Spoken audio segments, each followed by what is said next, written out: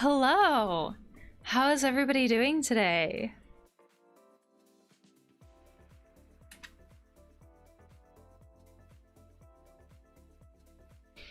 Hi, Chamomile. Hi, Pokey and Chris. Hello, everybody.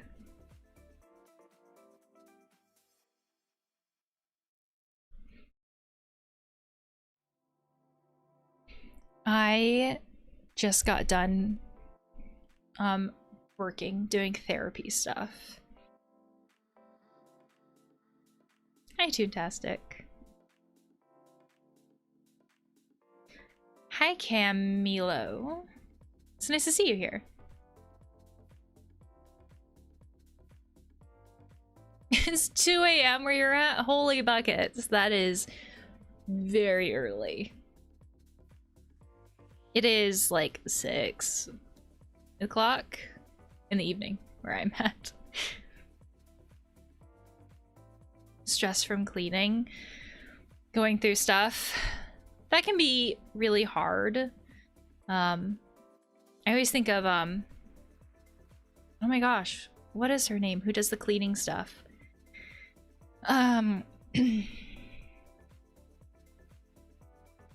I can't think of her name now. Marie Kondo, that's it. I always think of that when I think of cleaning. Because a lot of the cleaning stuff that she kind of talks about feels very mindful. Where she talks about like leaving mementos and souvenirs, basically like the very sentimental stuff for last, because there is so much connection there. And one thing that she mentioned that also really stuck with me is this idea of thanking things for what they've done for you. It's this idea of like, we don't have to keep things in our life just because they once held a special spot for us, or they once did something super important for us. So this idea of she talks about like you like hold it and you thank the object for like the thing that it once did for you, and then you can like let it go if it no longer brings you joy, which I think is a very interesting way to approach cleaning. I think it's different than like a lot of other ways you might hear it talked about. Hi, Lorley. Yeah, Nightbook. I don't think I've played it anymore since that playthrough. It was definitely an interesting game. I thought it was interesting how it was filmed. Like they kind of like gave the actors cameras and like, you film your stuff. And so like they weren't interacting, but yet they made it work. Like, I guess if I didn't know that ahead of time, I wouldn't have known. Maybe I'm oblivious to that stuff, but I thought that was really cool with Nightbook. But I didn't do the other endings with it, at least so far.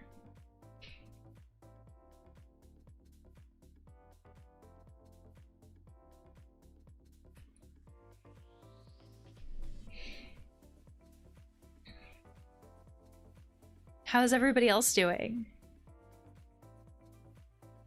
There's a game in the works like Amori and Earthbound called Odd Ventures. I haven't heard of that. If I remember, I will try to check out the demo.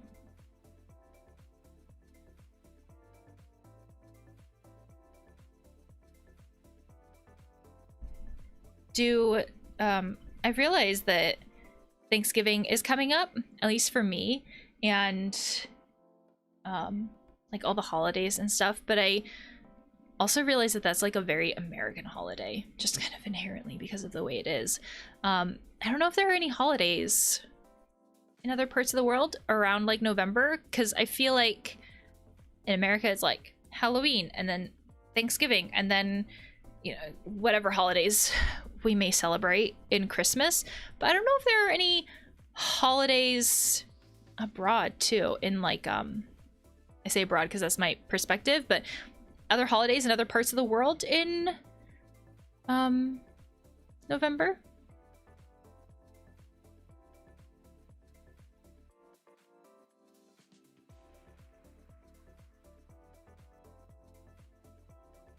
Not in Europe.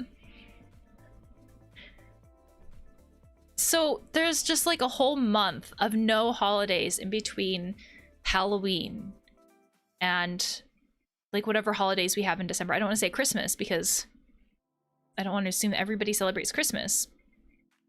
At that point, why don't we just make Halloween a whole month? Just like make all of November a whole month. That makes sense to me. Just like celebrate for a whole month of Halloween. That means more candy. All of those things. I wish we had more holidays. Is it more holidays or more days off? Or more candy? These are very legitimate questions. So Camila, you have like Independence weeks?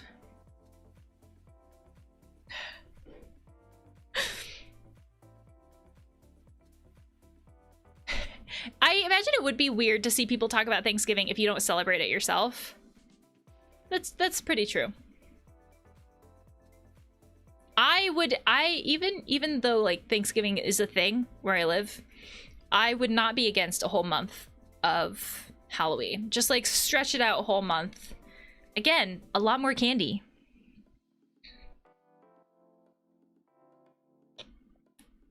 I see no downside to a whole month of candy. And then we'd have, like, then no matter where you live, you have, I mean, like, Halloween the day, and then you have, like, Halloween the month, and then you have whatever holidays we kind of celebrate in November. I mean, December. All the months are very confusing sometimes.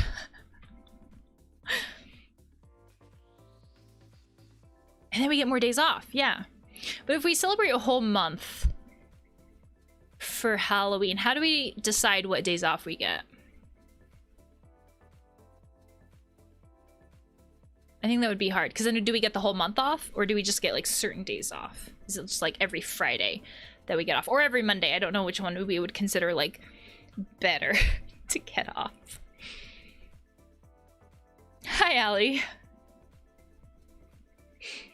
These are like the very serious questions, right? Like, how can we restructure the holidays so that it's advantageous for everybody? Like, candy companies would love this, right? More candy sales. Because, you know, capitalism would love that. I would love that because candy, turkey flavored candy. I don't know how I feel about that. Isn't candy corn already kind of like Thanksgiving-y because it's corn, but candy? Why don't we make it a candy day? Oh, I love that. I love that. Just like a candy day, a whole new holiday. It'd be like Willy Wonka's day, only not. Hi, GM Redditor. Thanks for popping in.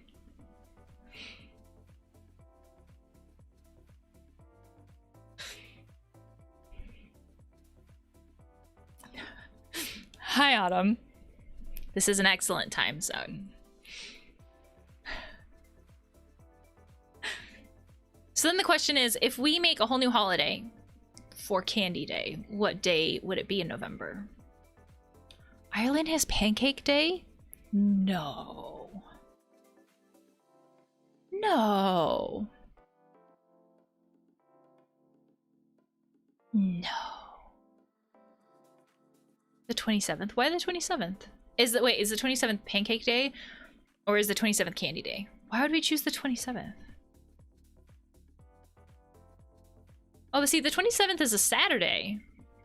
Why wouldn't we choose a day that's like a day off? I want Pancake Day. I say that as though I can't just like make pancakes any day and decide like this is arbitrarily Pancake Day. I could always decide to do that. Oh yeah, the 15th is a good midway point.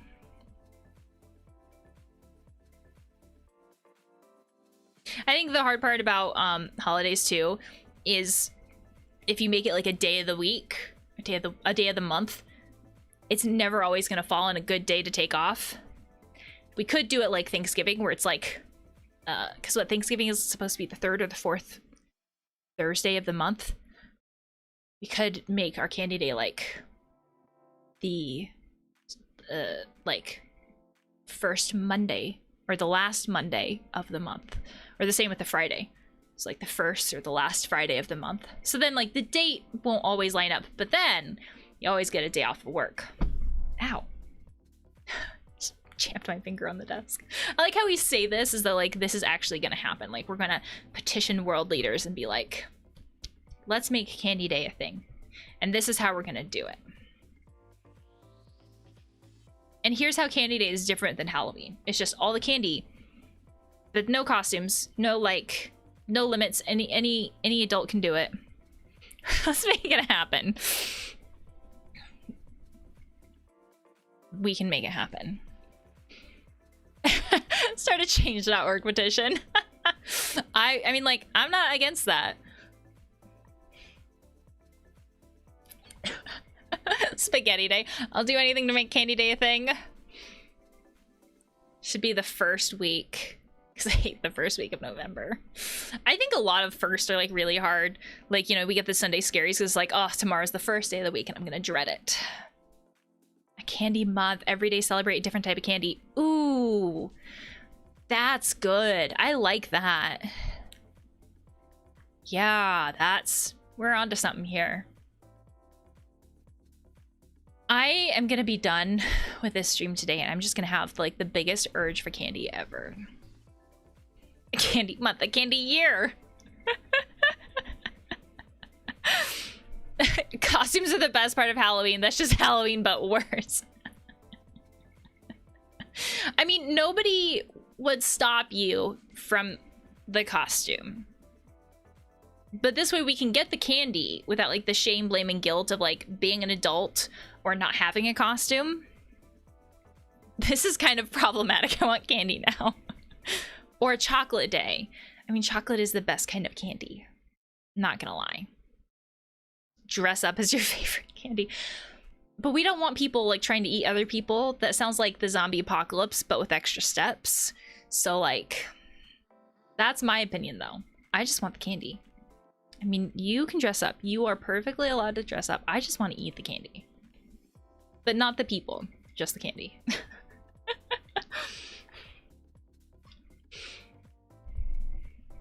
Dress up as candy corn. If I had to dress up as a candy, I don't know what candy I'd dress up as.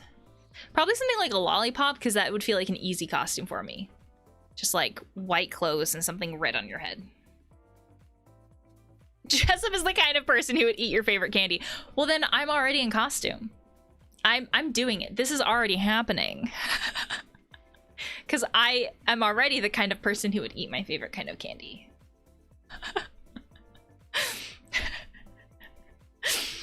I really like the idea of Candy Day. I probably like it a little too much. Ooh, dress up as an Oreo. Yeah. Just like some white clothes with like some cardboard or something around you. They have all different kinds of Oreos now too. Don't they have like a Lady Gaga Oreo? And like birthday cake Oreo? There's a lot of Oreos now. I can't keep track of all the Oreos. There's a lot of Oreos. I don't know if they have all the Oreos where I live, but there's a lot of Oreos. Because there's a lot of Oreo options. There's a lot of candy options. It's a lot. It's fantastic because it's like very high sugar content. But it's a lot. It could be like a candy challenge.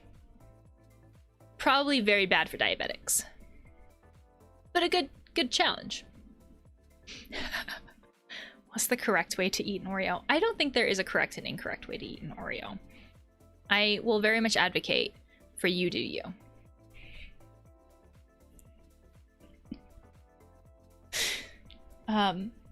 The best costumes are the ones you make with anything you find in the closet.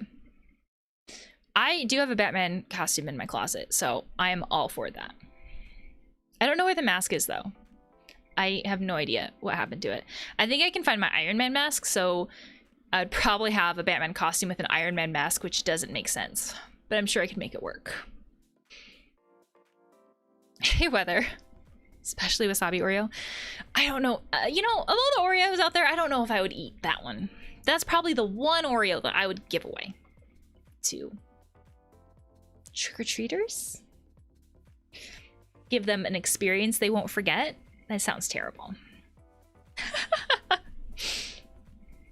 I am going to make this a lovely transition into holiday stress. Speaking of like holidays, because I would actually love a real candy holiday. So, holiday stress. Yay. I thought everyone ate Oreos like that. To like split it apart and eat the cream first. I mean, not everybody probably, because if you have an Oreo in a shake, isn't that inherently not splitting it up and eating it? So, holiday stress is something, again, I'm transitioning. It's a weak transition, but I'm running with it. Holiday stress is something that was mentioned in the last stream about like how to find a therapist. And I think it's a fantastic thing to go with, making sure that you can see what I see. Because holidays are something that, I mean, like they come around every year, but there's so much emotions with holidays. And they're not always great ones, even though I think that's how we usually talk about it. There's a weird thing with holidays where I think the part that we usually talk about is like the almost like Lifetime Hallmark movie, like wonder and magic of the holidays. And then I think that creates kind of a weird disconnect if we don't feel that way. And then we feel like we can't talk about it a lot of the time. And then that makes it harder to cope with it because we don't like validate or recognize what's going on. So starting off, general like general disclaimers, I guess. So a lot of the stuff that I'm going to be talking about is like my general thoughts and opinions on stuff. I cannot represent everybody in like the mental health field. That would just be impossible for me to do. So there may be like mental health professionals who disagree with me on some of this stuff or have different opinions on this. That's totally fair. I may also just inherently like forget some ways to, I may inherently just like forget some ways to like talk about stuff or just miss out on some stuff. Just because there's probably a lot of ways to cope with this that I just can't think of all of them. Because there's a lot of different ways to cope with everything out there. Another thing that I want to mention is that holiday stress is very individual. Like there are a lot of very individual personal reasons why sometimes we may feel the way we feel about the holidays. And sometimes that means that like how we deal with that can also be very individual. So when I was sitting down yesterday to really kind of think about this idea of holiday stress, I tried to make it pretty general as much as I can to try to mention the things that I've noticed with the people that I'm working with. Of course, like there's this idea of like if you want to have like more personalized like conversations about this, like individual therapy is a great place for that. Of course, it's kind of a thing to put out there.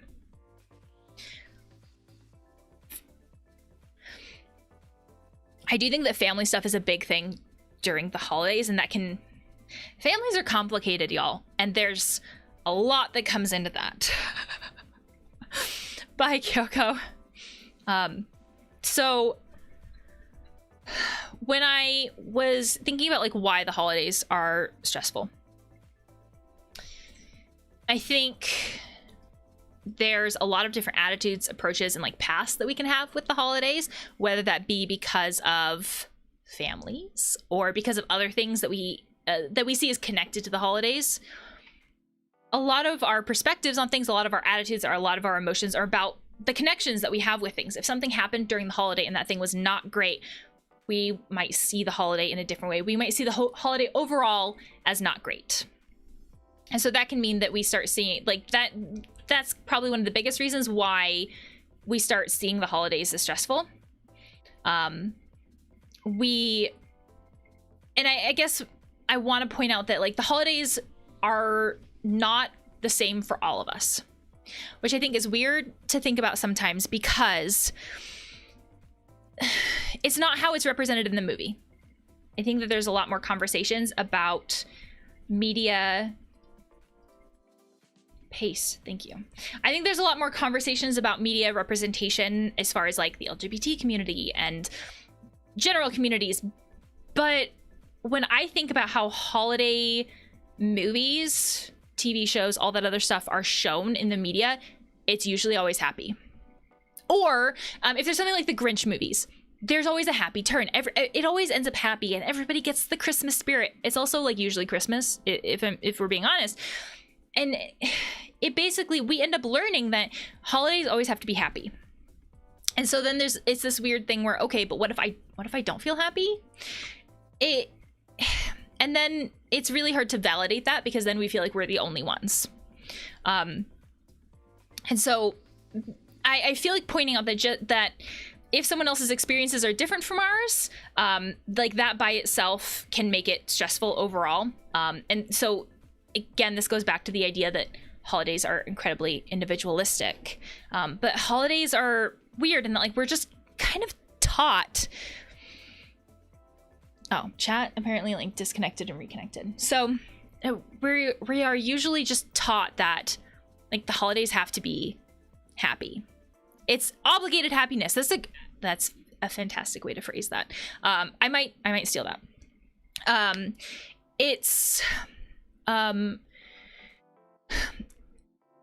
also this idea, like general obligations, I think are like honestly a huge theme when it comes to holidays. It's a lot of have tos.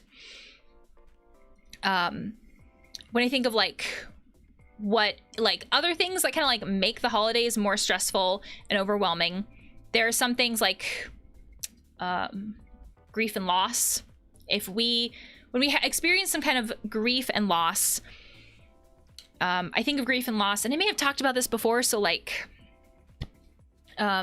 keep this in mind, but like grief and loss is a bit like being thrown into the ocean in the middle of a storm. In the very beginning, it feels like we're drowning. We don't know which way is up, and it's incredibly just overwhelming. And over time, the grief time kind of makes it to where the storm passes, but we're still in the middle of the ocean. And it's something to where we still get hit with waves. It's still incredibly hard, but usually we can tell when the hard parts come. It doesn't make it necessarily any easier, but sometimes it can feel that way. But the times that are usually harder are anniversaries, holidays, birthdays. So holidays are usually a time where if we have memories with people, animals, whatever, who are no longer with us, the holidays can be harder, essentially. So it's not all obligations that can make the holidays harder. But it's definitely obligations, I think, are a huge part of it. Basically, it's a lot of have-tos that come to my mind when it comes to holidays. Feeling like we have to socialize, we have to go to events, we have to do the gifts, we have to do a certain amount of gifts, we have to whatever. It's a lot of have-tos, this obligation when it comes to the holidays. Overall is one of the biggest things that I think makes the holiday stressful. And what this looks like, I don't know, it depends on the family, depends on whatever. Even like work events, like, oh, we have this event thing going on, we have white elephant gifts or whatever. It's a lot of have-tos that I think come with the holidays that make it incredibly hard and stressful. And I think another way to phrase this, depending on the situation, is this idea of like moreness. When we talk about the holidays and what goes hand in hand with the holidays, we're usually not saying, let's take that off your plate. Oh my gosh, like kick back, relax, like don't do as much. That's not usually how we talk about the holidays. It usually means more. We're doing more socializing, like buying things more. It's usually just more things that we're doing. So it's not just like the have to aspect of it, it's the fact that we are having to do like this feeling, this obligation of having to do more that kind of comes with the holidays. And there's usually kind of this attitude of like, well, that's just what you do, right? Like, well, that's just what you do. For if we take Thanksgiving, for example, which I am saying that, realizing that like not everybody here like does Thanksgiving, like you don't live in a part in a world where that's your thing. It's still an example I'm going with, but like there's often this feeling of like, well, like we do Thanksgiving dinner and that's just what we do. Like there's this, we get to a point where we just feel like we are expected to do this, and like we just inherently have to all the time, and we have a hard time seeing that maybe we don't have to. To kind of go hand in hand with a lot of this too, it can feel like everything is piling up and we have a hard time balancing everything because we can only add so much more in general. As in like, there's only so many hours in the day. We only have so much money. Like all of these things, there's only so much that we have. We only have so much capacity for everything. So it really can feel like we reach a breaking point or a limit, and then we can just like can't balance everything. to go again, like to continue this idea of like all the have to's and the mores, sometimes we have a hard time saying no.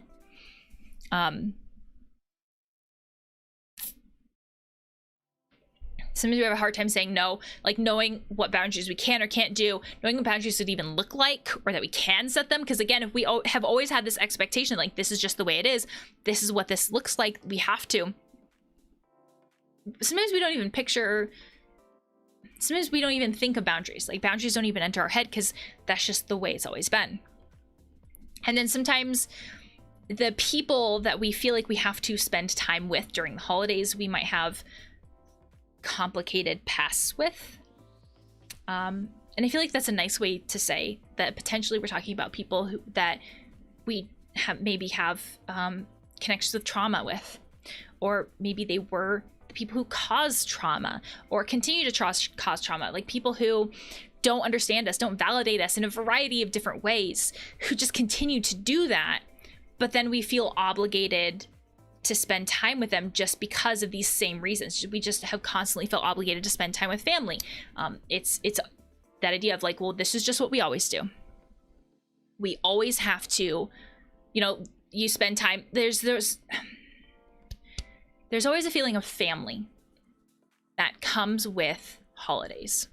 And the reason why I've felt the need so much to point out that a lot of holiday stress is individual is because sometimes we don't have family stress.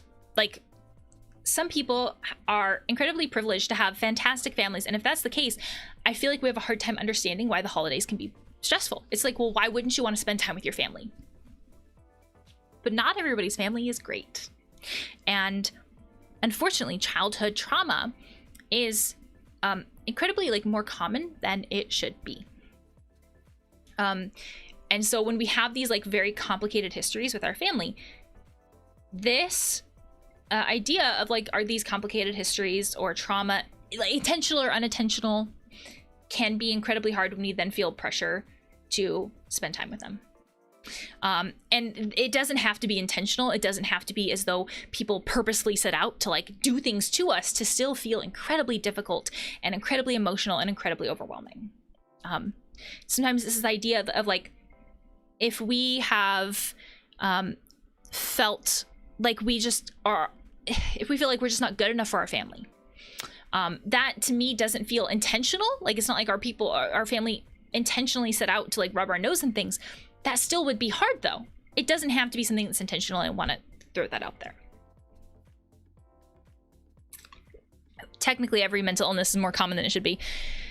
Yeah, I guess, I mean, like I phrase it that way because like, I would hope that kids wouldn't be exposed to stuff. Like I would love it if like kids could have the best childhood ever, right? Like I think that's the hope. Not that I would say, well, now that you're an adult, now you can be exposed to terrible stuff. I mean, I don't think there's a great way to talk about that.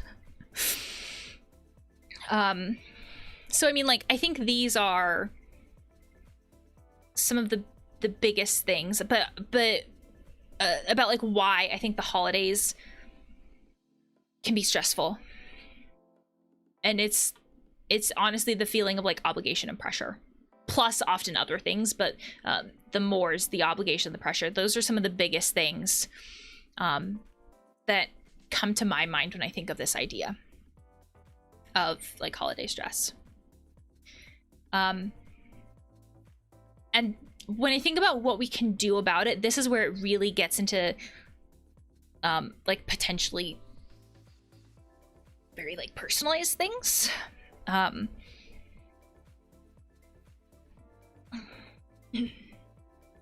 trying not to burp like right into the microphone because everything that I've had today that's carbonated, this is when my body is like, hey, we should save all of those burps for now when you are you know, streaming, because that's exactly what I want in my life right now.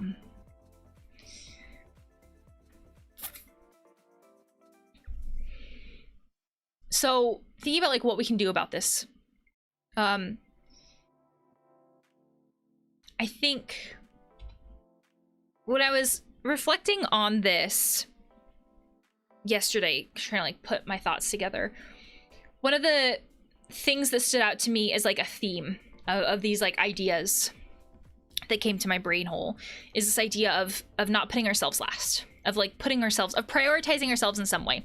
And I will acknowledge that maybe this is a bad way to word it. We can just say like prioritizing ourselves. Because one thing that I think happens is that, like, when I think of this idea of like when we feel obligated, when we feel pressure, if we just do these things and we aren't really considering ourselves and we put ourselves last, that ends up looking like feeling more stressed, feeling more overwhelmed, that kind of thing.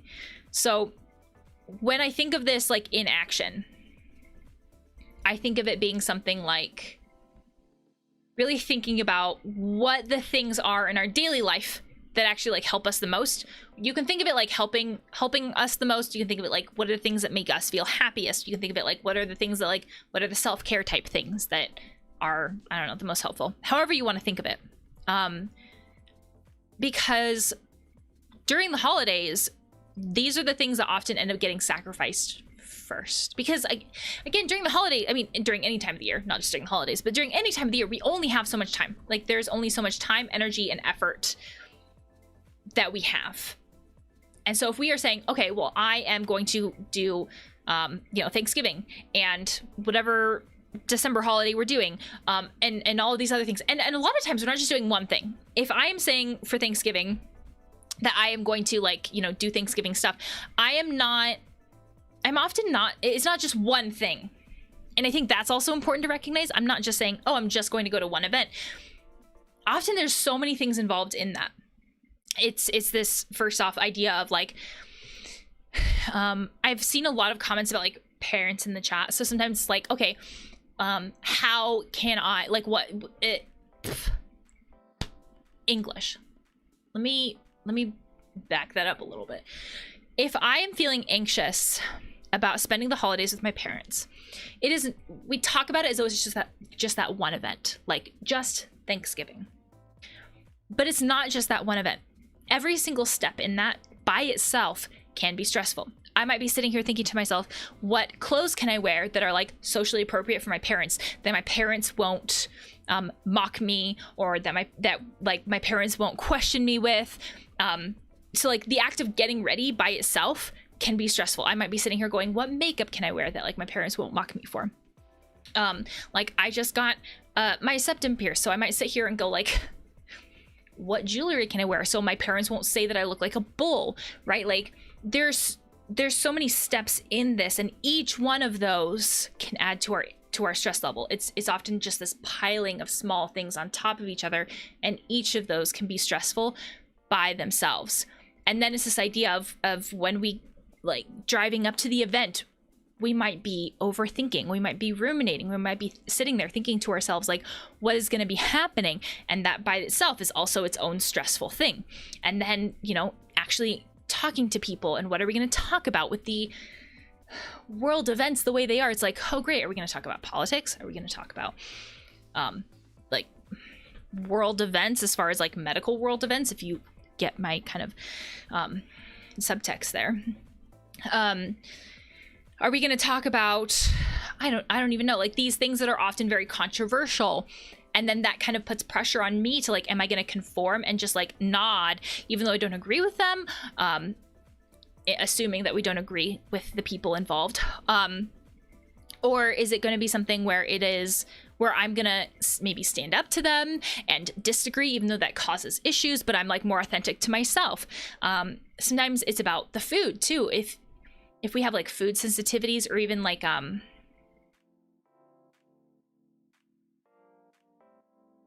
not stimulation, but I can't think of the word. If we have certain things, like certain foods we just like don't like, and I can't think of the word that my brain is looking for, where I'll think of it in like an hour from now. Preference, no, I'm not looking for the word preference. It's almost like thinking of like the neurodivergent community, where it's like sensory issues. Yes, thank you. So if we have like certain sensory issues that like impact which foods like we're kind of like okay with or not okay with, like how do we explain that to our family? Are we going to explain that to our family? Like that's its own level of stress. Or do we just like put up with it, or do we just like mask and then like that's its own level of stress on top of it? Depending on like our age or like where we're at in life, are we going to have those issues of like, when are you going to get married? When are you going to have grandkids? Like all those things. And it's like, how do we address that?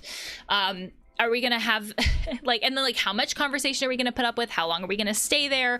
Like those kinds of things. Are there other random things, potentially like sensory issues or just like stims that sometimes people kind of do to cope? If we're doing things that help us cope, are we going to be mocked for that?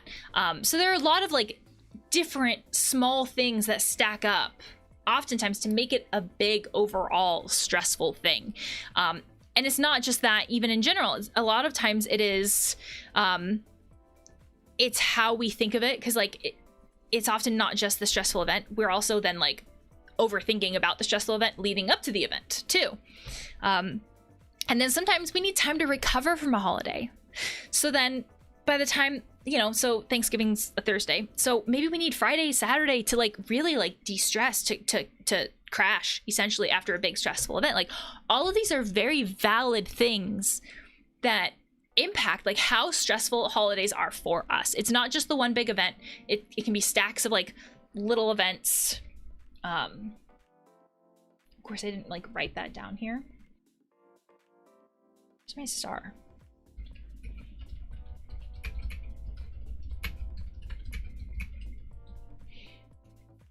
So we can have these stacks of smaller events, and then we can have the overthinking leading up to it and the crash afterwards.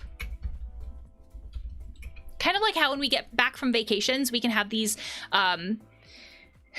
thoughts. Sometimes it's considered like socially acceptable to have these thoughts after a vacation where we're like, oh my gosh, I need like a vacation from my vacation before I go back to work. That's true for holiday stress too, but we just don't talk about it that way because again, we don't often validate how stressful holidays can be. During the holidays too, there's often this pressure of like how to act. It's because the holidays are like once a year. There's often this pressure to like not fuck it up, basically. It's like it's like we're not allowed to have emotions besides happiness, even if it's fake happiness. So it's like you can't be like, because if you think about these movies, these holiday movies where people are upset, Scrooge, this is Scrooge, whatever that holiday is, or that holiday movie is, and then Grinch, those are terms used to like mock someone for being a party pooper. It's like, don't be a Grinch, right? Of course I can't think of the other one, but it's this idea that like we are basically told that we have to be happy during the holidays, and then we have to fake it, and like that by itself can be stressful. And so if we are arguing with people about politics, for example, it's like then suddenly there's pressure to like don't argue because it's the holidays, right? And like we have to get along because it's the holidays. And so like that becomes its own pressure by itself. And if we don't do that, like we get like mocked in a nice way by saying like, oh, you're a Grinch, or whoever the other movie person is that I can't think of. It's like from the Muppet Christmas Carol, and like the actual myth, legend, whatever you want to call it, but I can't think of their name. So going back to what I was saying before, essentially, if we don't, we have a very limited amount of time, energy, and effort. So if you think of it this way, we only have 24 hours in the day. The more that we have to dedicate to the holidays, Scrooge, thank you. Anyways, the more we have to dedicate to the holidays, the less we have for ourselves. Essentially, the more we have to dedicate, like we end up having to take away from ourselves to give to all this holiday bullshit, and holiday bullshit that we probably aren't even recognizing as holiday stuff, right? Because again, it's not just the actual holiday event, it's all the stuff leading up to it, it's the crash afterwards, it's all these small things. So but the more we have to do for the holiday, the more we're taking from ourselves. And I often think of so when I think about like what we can do about it, trying to not put ourselves last is, I think, one of the biggest like themes and then figuring out what that looks like for us. And it goes back to this idea of, if we know what helps us feel good, if we know what works for us, I don't care about other people right now. If we know what works for us, then it's easier for us to prioritize those things in our life, even when the holidays come around, even when all of this stuff starts popping up. But like, really, like, we have to figure out what works for us first and then go from there. So starting with like what helps us. So if what helps us is sitting at home and like, or cuddling with our cats with hot cocoa and like video games, if that is what honestly like helps us, time to decompress, time to recharge, or even like sitting at home and journaling. But when the holidays come around, we don't have time for that. The more we make time for the things that help us, like genuinely help us, the more equipped we are to deal with any holiday bullshit, quite honestly. Because then we are, we have helped ourselves the most, but also potentially we're kind of missing out on some holiday stuff that could make us stressed. So I think of it almost like the more we give to our, the more we have filled ourselves up, the more we have, and there are a ton of analogies for this, the more we have filled our cup up. If we have to pour out from our own cup, we've given, like, we have enough liquid to pour out from it, that kind of a thing. I'm actually cuddling with my cat and playing video games. I am not trying to call you out. I just think of that being like a very common thing. So holiday stress is being uncomfortable around your family. For a lot of people it is. That's not the case for everybody. I think family and like what family means and all of the emotions that come with family are often a big amount of stress, but it's not just that. It can be like work things. It can be work events. It's this idea oftentimes of obligations. Like, what does that mean for us? So we take this idea of like what obligations are happening and like, how does that apply to us as an individual? For a lot of people, it's family. It's not always family though. It could be like feeling pressured to like, you know, buy stuff or take time off work or work more. Like there can be a lot of different ways that this idea of obligations and like have tos with the holidays can show up. It's not just about family, just that's just probably like one of the most common ways that I think it shows up. I think that this ties a lot to do with boundaries though too. I think boundaries like really like deserve its own conversation, quite honestly, because there's a lot that we could talk about with boundaries. And so I want to give boundaries its own conversation, but I do think that this connects. I did something. I didn't do anything that you can see, so it's okay. Nobody panic. We're not panicking. Okay. I think that boundaries is something that's easier said than done, but it definitely connects to this. Because if we're basically saying that cuddling on the couch with our cats, like warm blankies, hot cocoa, playing video games, if like that is what helps us feel good, and we want to do that and not like other obligations, what we're essentially talking about is boundaries. Like this essentially is the why of boundaries. This is helping us know why we want to set the boundaries and why the boundaries are important to us. And then the boundaries are basically how we go about setting them. So I want to recognize that like I think these things are connected. I think that boundaries are connected to this idea, but I think that boundaries really deserves its own full-on conversation to give it the conversation that it deserves. So Misty, the hard part about holidays for me is that I don't have the option to not go with my parents. I think that that's a very real thing. This idea of like, and sometimes we feel that way. Sometimes that is one of these like feeling obligated, but we actually can choose not to. We just don't like the consequences of not choosing to. I think recognizing that is like recognizing that we do have the option to not do that can be really helpful. Other times it's kind of like the consequences are so big that like it's just totally not worth it. So like, yeah, I could choose that, but like, is it a legitimate option? Not in our eyes. So what I mean by that is like me as an adult, if I chose not to go with my family for Christmas, Thanksgiving, choose a holiday. If I feel like I can't do that because like my family would guilt trip me. My family would say like, how dare you tear this family apart? My family wouldn't actually do this. These are totally examples. My family would say like, how dare you make me upset, right? Like those kinds of guilt trips. Sometimes that can make us feel like we have no choice but to go. And we have those options, but it's totally hard to see. And sometimes, especially like when we're kids, we really don't like have as much of a choice, kind of a thing. So if we really feel like we don't have as much of a choice, sometimes what we're talking about is like, how can I cope within this? How can I deal with the fact that like, I have to do choice A, but are there other things about that I can potentially choose not to do? And so maybe looking at all those smaller steps that I mentioned in my previous example, and like, are there other things within that I can choose not to do? So within my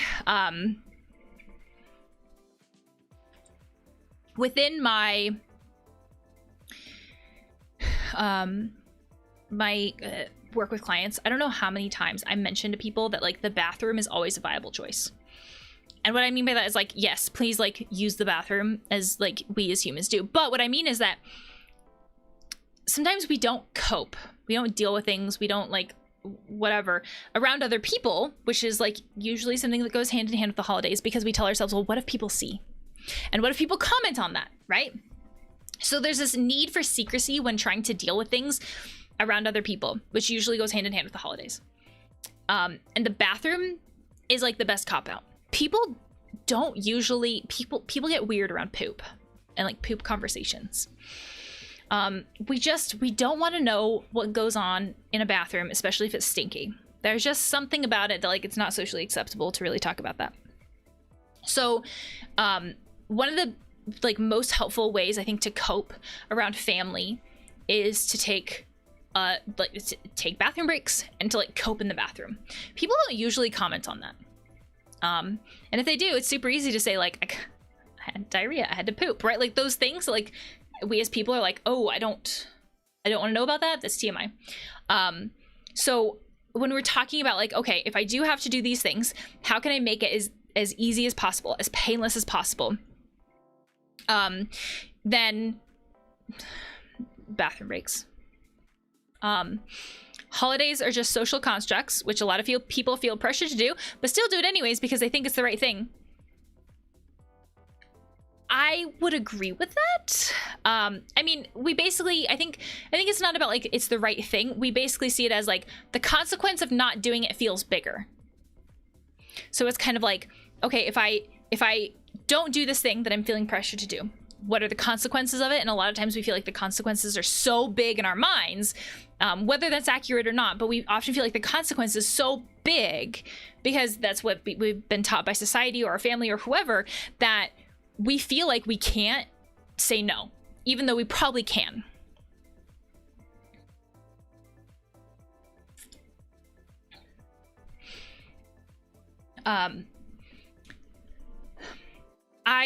So thinking about like some other things that I kind of wanted to like add in there is that you don't have to do everything. Like this actually is like the perfect kind of transition to that. There's a lot of holiday pressure to like do it all. Sometimes it feels like it's like a weird race or a weird competition where it's like whoever does it all, whoever does everything, like wins something. And like we don't win anything. All we win is stress. Like stress is the reward for doing everything. And it's a really awful reward. And it's a really awful like race or competition, if you want to think of it that way. That's not what I wanted to copy and paste. But that's how it kind of feels, right? Like we don't have to do everything, but it really does often feel like we have to do it all. And the way that I think of it is, if we were talking about a big holiday family meal that was literally any other time of year, would we still want to do it? Or if we're not even talking about family, if we're talking about work, if there's a big holiday or if there's a big work event that was happening any other time of year, would we want to do it? And if the answer is no, then like that by itself says that a lot of this isn't about the fact that like we like want to spend time with family, or we want to spend that much time with family or work or whatever it is that we're talking about. It's just like we're just telling ourselves that we have to do it because of the time of year. And we don't really have to, but then like, again, we feel like we have to. And I think kind of realizing that we don't actually have to, again, helps us see what our choices are with things and helps it make it easier to start thinking about what boundaries do we want to set. And of course, I will say like all the time that like it's totally okay to set boundaries, but like boundaries deserve an entire conversation. There's so much with boundaries that's there. Like there's often a fear of setting boundaries, is this idea of like, oh, I can't tell them no, I can't, you know, do these kinds of things, which are really valid. And I guess my biggest thing with that is we don't set boundaries with people who are doing the best, or who are, we don't, let me put it this way. People who are I don't want to say healthy, but like people who didn't need the boundaries set don't push back on boundaries. Because a lot of times we think of it like we think of it as though like I can't set boundaries, like they'll push back on them, that kind of thing. And sometimes people do push back on boundaries just because it's new and it's like, oh my gosh, what's this thing? Almost like I want to touch it, right? But the people that we really don't need to set boundaries with, you know, people who are like honestly healthy and our relationships with them are healthy and it's great and it's fantastic, they don't really push back on boundaries because these are like healthy relationships. People who they themselves are like doing pretty good in like their own life, healthy, like mental health wise, and our relationships with them are pretty healthy, they don't push back on boundaries. The whole idea is we set boundaries with people where it's not the healthiest. And sometimes I think that that's really helpful to think about, is that if they push back on the boundaries, that's kind of the whole reason we set boundaries in the first place. And it's kind of proof that maybe the boundaries needed to be there.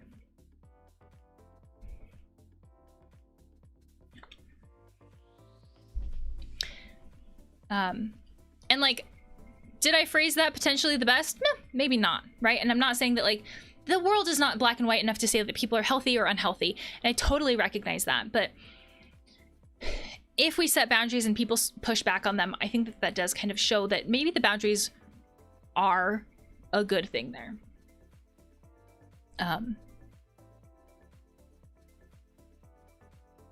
So this is, I know I want to have like a whole other conversation about boundaries, but this is some of the biggest stuff that comes up for me when it comes to like the holiday stress, this idea of feeling pressured, feeling like we have to, or even that like obligatory happiness. I really like that. That was a good way to phrase it. And I think that it kind of leads the way into talking about boundaries, which unfortunately I don't think that I'll be able to do today.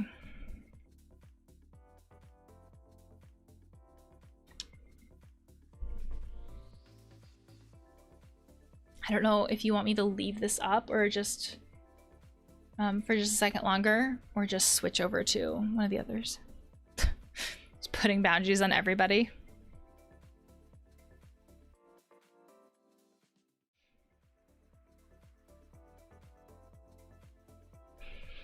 I mean, I think that we already have boundaries are something that is very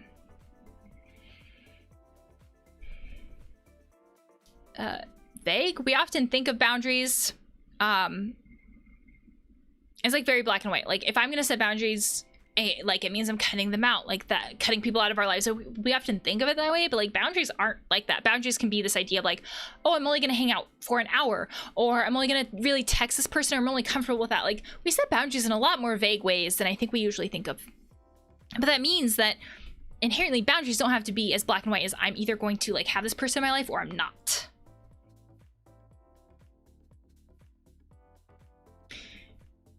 Sometimes you would need to break some of those boundaries in order to get out of your comfort zone, right? I'm not quite sure I get what you mean. I guess when I think of that, I think of it like, is that like boundaries that we've set with ourselves? Like, almost like I've told myself I'm not going to see my family, for example, and then I'm gonna see my family to get out of my comfort zone.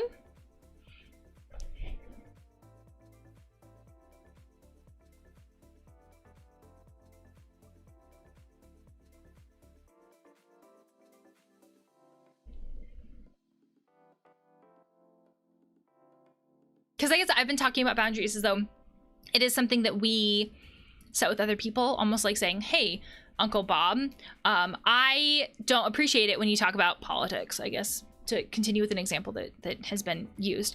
Like I feel really uncomfortable when this certain topic is talked about. I would really appreciate it if we just drop the topic, like that kind of thing.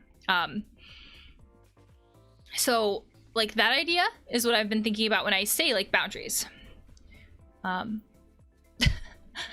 I don't like talking to people, so I won't talk with anyone ever kind of boundaries. I guess when I hear that, I don't know if that is like boundaries or avoidance. My dad doesn't respect my boundaries at all, and that's really stressful. I think that if we want boundaries that are effective, that often means we have to go hand in hand with a consequence. And like, I do think that this deserves its own conversation. So what have I said so far about boundaries? And I am on a screen that you can't see. Here we go. So we often set boundaries with, let me back that up. People who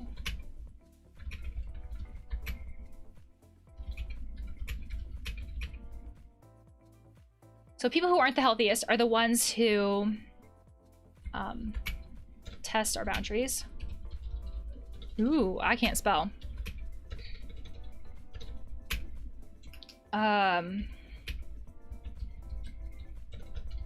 Effective boundaries often have a consequence that we have to be willing to follow up with.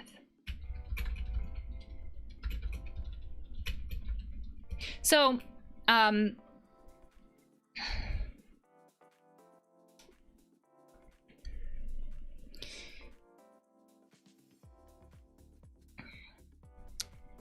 essentially, thinking about boundaries, like adults don't like to be compared to kids or animals. Kids, I guess. Adults don't like to be compared to kids. But if the shoe fits, we're gonna go with the analogy. So, when I'm talking to parents about like how to parent their kids, essentially it is this idea that if we are, I like how the bot is like one after another. Hey, did you remember that this is a thing? I mean, memberships are a thing, and you can get the Discord through the membership if you sync up your thing. And the bot really wanted you to know that. It really wanted you to know that. Anyways, I got distracted by the bot. So when we're talking about parenting kids, your dad acts like a kid. I didn't say that. It hits a little different when a professional says that. I didn't say that. I'm giving myself plausible deniability here, Misty. Plausible deniability. Anyways, so when we're parenting kids, and this is how we make any behavioral change, dogs, kids, whatever, right? Essentially what is the most effective is, first off, knowing the expectations, right? So if I tell a kiddo, like, hey, if in scenario A, it's like, hey kiddo, you're in trouble because you didn't clean your room. How is that kid supposed to know that that was an expectation? So like, how is that kid supposed to avoid the consequence of that action? Because he didn't, like, I'm assuming gender here, but like kid didn't know that was, I think I said he because like, is the dad. By soul. But like kid didn't know that was the expectation. Okay. So like kids do best when they know the expectations and when they know the consequences of like not doing that expectation, right? So like, so scenario A is like, I don't tell a kid that the expectation is that their room is clean, but then they get in trouble for it. That doesn't make sense, right? Scenario B is like, hey, kiddo, expectation is you clean your room, and if you don't clean your room, here's the consequence for your actions. So parenting, we do best with parenting if there's clear communication about clear expectations and clear consequences for our actions. There's also this idea that it has to be consistent. So if month 1, I discipline the kiddo by, I don't know, taking away their Xbox. But then if they don't clean their room, right? So it's like, hey kiddo, you have to clean your room. And if you don't clean your room, you get your Xbox taken away. But then month 2, it's like, hey kiddo, you have to clean your room. And if you don't clean your room, no dinner, right? Like, first off, the consequence really should match the action. But 2, the consequences should be consistent. Because if it's not consistent, we learn something. Frankly, we learn something from everything. We learn from every experience that we have in life. So kids will learn if their parents are inconsistent. And they'll learn which parents, right? So like, and we've all probably done this, right? I talk about it like it's some mysterious kid. We've all probably done this. We've all probably known like which parents we could get away with stuff with and which parents we couldn't. We all learn this stuff, right? But it is the same with boundaries. Boundaries are essentially like parenting, but like other adults in like a socially appropriate way. So with boundaries, we want to be consistent and we want it to have a consequence. That's how we really make boundaries effective. It's just like with parenting. But this has to be a consequence that we are, it has to be a consequence we're willing to follow up with. And it has to be like, again, like it has to be something that is appropriate kind of a thing.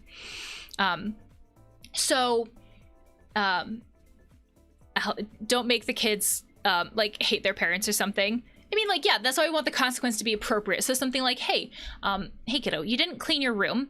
And I told you ahead of time that the expectation was that you clean your room. And I told you ahead of time that the expectation was that you clean your room before dinner. And like, depending on the age of the kid, something like, I gave you like 5 warnings, right? Like, so why don't we like take your dessert, right? Like,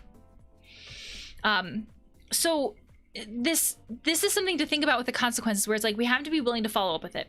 And when the person that we're setting boundaries with is a parent, this is really tricky. And I will totally own that, right? Because I've seen a couple people talking about this idea of like, how do we do this with a parent? It has to be something that we're willing to follow up with. And quite honestly, I think that a lot of times we already do this. We just don't realize it. Because if we have a parent that we're setting boundaries with, and we have like, there's a certain element of not feeling safe with that parent. So we're probably not sharing things with that parent. Is that by itself a consequence? Potentially. Potentially. This entirely depends on the situation. There are times when, and these boundaries, these consequences don't have to be big. It doesn't have to be something like, I'm never going to talk to you for a year, right? Like, sometimes the consequence is something like, and this, like, whether or not this is an appropriate consequence depends on the situation. But sometimes the consequence is something like, I'm going to walk out of the room.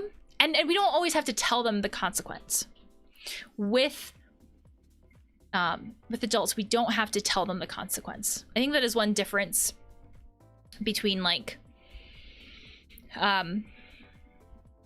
parenting, so to speak, and like boundaries, is that we don't always have to tell them that. Sometimes we do, sometimes we don't. I mean, you don't have to with any of those, but the whole idea with boundaries is we are essentially teaching the people around us, here's the acceptable way to treat me, and here's the unacceptable way to treat me. Sometimes when the people we're trying to train are our parents, it is incredibly hard to do that, and I will own that. But when we're talking about boundaries where we essentially have effectively taught people, here is the acceptable way to treat me, and here is the unacceptable way to treat me, the way that often works the most essentially is when we are consistent, because like we've taught them every single turn, and we've followed up with something. So they've learned you don't get to just do what you want and get away with it, kind of a thing. What that looks like when we're a kid and like it's our parent, that's an incredibly individual thing that I can't really I probably have to like think of some examples, but I can't really, I think it's going to depend on the situation, the person, that kind of thing.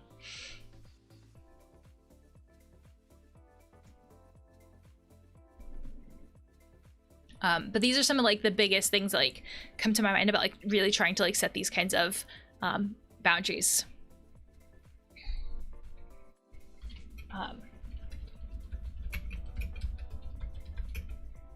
It also has to be something like that we're willing to follow up with, because if we say that we're going to do something, like let's say let's say me as an adult, I'm talking to my adult parent, and I say, hey, like, you know, it's not acceptable to like say those things to my kids, or it's not acceptable to say those things to me. You know, if you keep saying that stuff, I'm really gonna have to stop talking to you. And if I don't do that, if I'm not willing to follow up with the things that I say that I'm going to do if my boundaries are violated, I've basically taught people that they don't have to respect my boundaries, because nothing will happen as a result of it. So that's why I say that having some kind of a consequence if people don't listen to our boundaries is often the most helpful. But then it has to be something that we're willing to follow up with. What this looks like depends on the person and the situation and what type, like what all we're talking about. But we're essentially teaching people, like, here's the okay thing to do and here's the not okay thing to do. That kind of thing.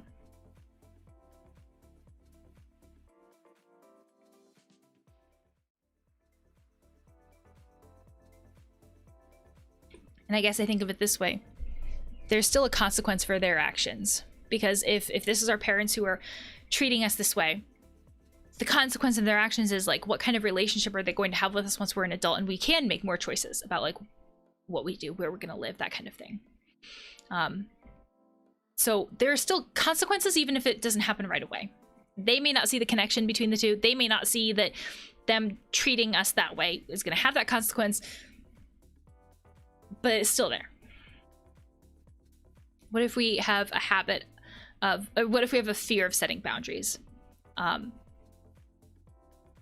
My thought with that is like trying to find a safe person, whoever that is for us, whether it be like a partner or a friend, someone like that, and like setting boundaries. Because a lot of times if we have a fear of setting boundaries, and we're talking about like people pleasing or things like that,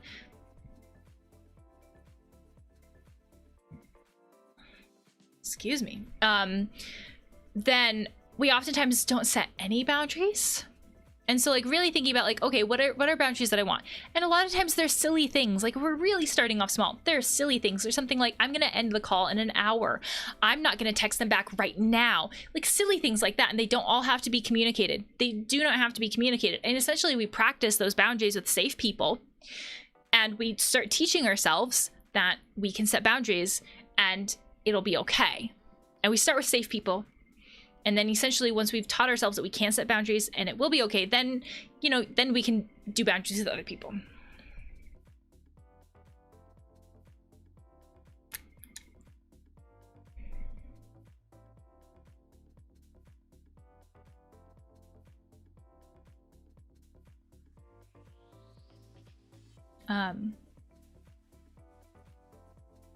I think that a lot of times this stuff goes back to not having the best relationships with our family.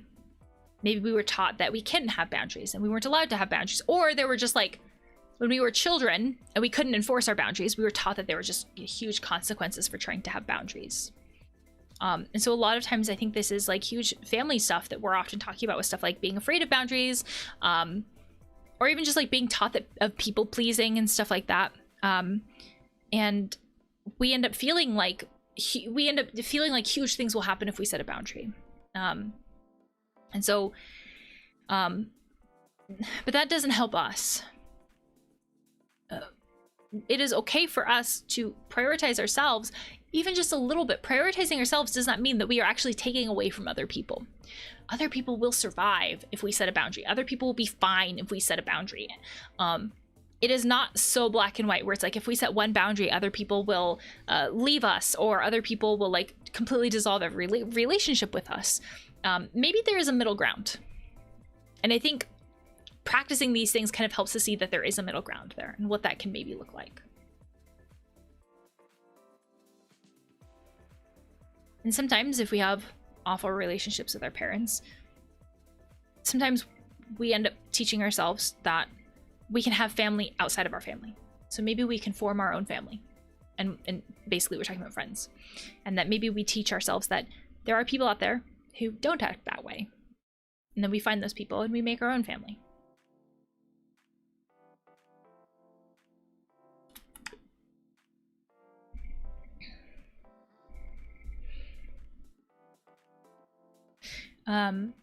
It may feel like a mechanical habit to like not set boundaries rather than feeling towards people pleasing.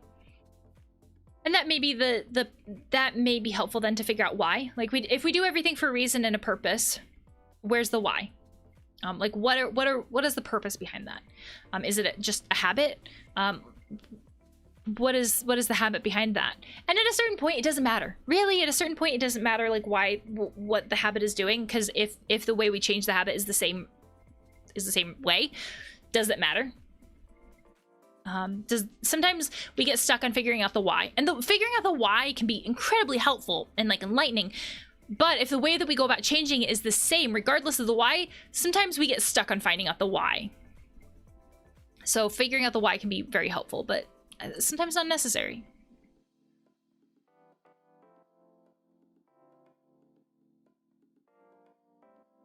I do think that this is a good place to stop today, though.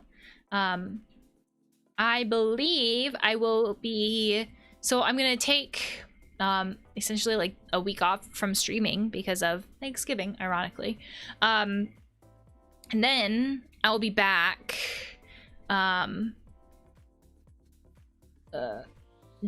basically a week from today, for like the same kind of like just chatting, streaming, and then back to like my regular schedule of streaming.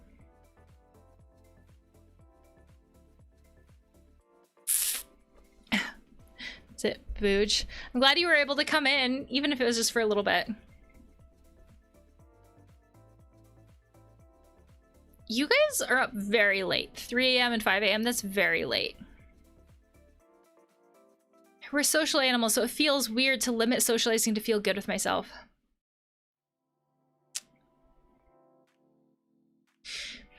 Think of it this way. We surround ourselves with people, we often surround ourselves with people who are just as healthy as we are. So if we limit ourselves, if we put up boundaries with people who are not so healthy, and that means that the people that we are interacting with are healthier, won't that impact us and our mental health? So we're basically saying, you know, if the people that we hang out with are unhealthy, then I don't want to hang out with that. It's kind of like saying that I don't want to say that someone's a cancer. That feels bad to say, but to use that as an analogy, right? It's like saying, yes, cells multiplying in general are great. Like, you know, science in general probably like loves that idea, but not if it's cancer. So if something is cancerous, we probably don't like it. We try to like cut it out. So it's kind of like that idea that just because something in general is good doesn't mean it's good all the time. So yes, in general, we are social creatures, but not every social interaction is great, and not every social interaction benefits us and actually helps us. So that's maybe a way to think about it. I'm not saying people are cancer. It's just a good analogy. My cells have turned against me. And again, this idea that like, we don't have to. So if we go with this idea of like, we don't have to do everything, just because we set boundaries and don't go to like this Thanksgiving doesn't mean we have to stop going to all Thanksgivings. Just because we don't go to one work event doesn't mean we have to stop going to all of them, right? So if we are trying to maintain balance, I realize that I just highlighted something you can't see, but whatever. Just, it's this idea that we don't have to do everything. And that means that just because we say no to one thing doesn't mean we're always saying no. People who hurt other people are people too, even if they did bad things. Yeah, but not everybody who's hurt hurts others too. And we don't always have to be the one to hold that space for them. Again, we don't have to. We don't have to be the one to hold space for someone. I guess that's kind of how I heard that, is this idea of like, maybe our friends or family who are like hurt Maybe they've been hurt and they're still people too, and that's true. Like, they very much are, but you don't have to be the one to hold space for them. Again, you don't have to.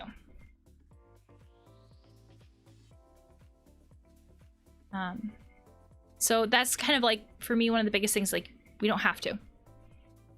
Or maybe we don't have to hold as much space. Again, there's a middle ground with a lot of this. So, some things I think about, some things to think about. So, hey Zeno, nice to see you. But this feels like a good place to actually stop this time. It's been so much fun hanging out. I hope that everybody has a nice week. Videos will still be going up, just not streams. And I will see you later. I also want to add that no matter what happens over holidays or not holidays, you are still worthy. Like, you as a person are always have worth and value, no matter what else is going on in your life.